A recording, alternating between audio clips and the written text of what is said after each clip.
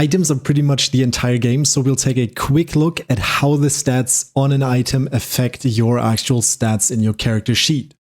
Now we're going to look at this ring, probably because most of you have this very early on once you hit level 100, and it's one of the best damage sources that you can get early on. This item has several stats on it, and we're going to go from top to bottom.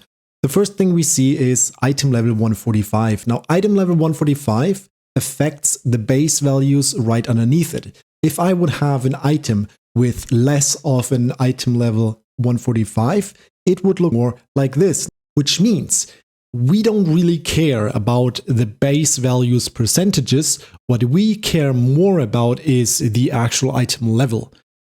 Now the next part underneath it is the gems, and you always want to choose a single category of gems for this item. Why this matters and why there are exceptions to the rule, we'll look at later. Underneath the gems, you can see percentage damage on this item. Now this category is something that you can adjust. If you find stats on an item, you can transfer them, which is fairly easy. All you have to do is 2 prerequisites. You need to go into your journal, achievements, then we will go to crafting, and at the very top you can see Fabric of Legends. This has 3 stages. You just need to craft effectively 30 legendary items and you will be good to go. That unlocks the enchantment transfer. Now if you want to transfer enchantments, you will just go right here into the crafting bench.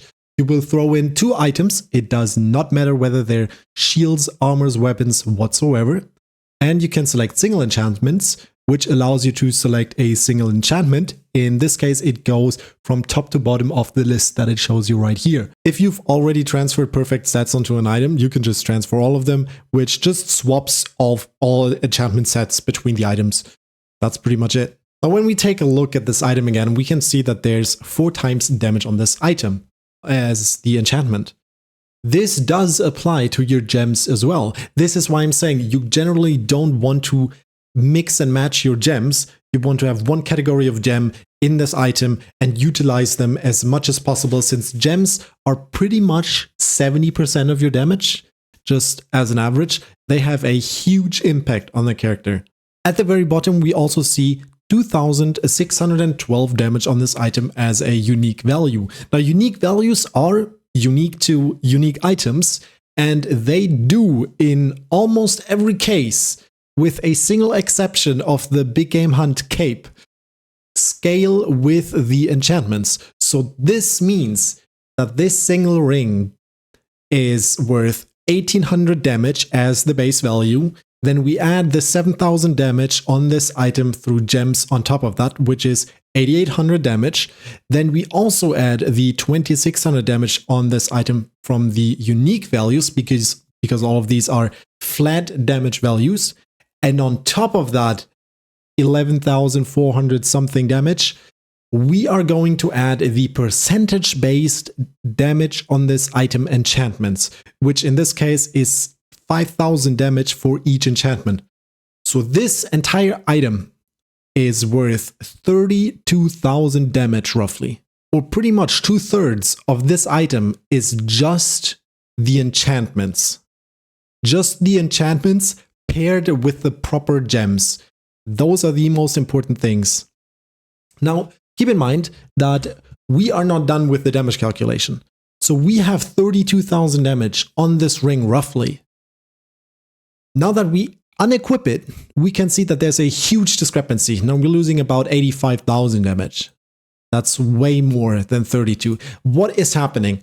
So these 32,000 damage that the ring is adding to our characters get multiplied again. So the primary damage is just you level 100. That's just the damage a Dragon Knight has.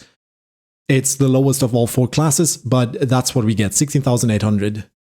Then there's the absolute modifier, and this is where the ring is applied. 252,000. Now that we unequip the ring, it should be somewhere around 220,000. There we go, it's pretty much spot on. So 220,000 absolute damage modifier, and on top of that, we add the relative modifier. So another 167%, which means this ring is taken by times 2.6 on here, which equates to about 85,000 damage. And that's how we end up with the insane value from just one item. This applies to every item in the game. And the only thing that does not scale with enchantments on an item are set effects. It's just a set effect that applies to your absolute modifier right away. Unfortunately, attack speed does not show decimal places. Everything is added together, base values plus gems plus unique values times the enchantments times your relative modifier.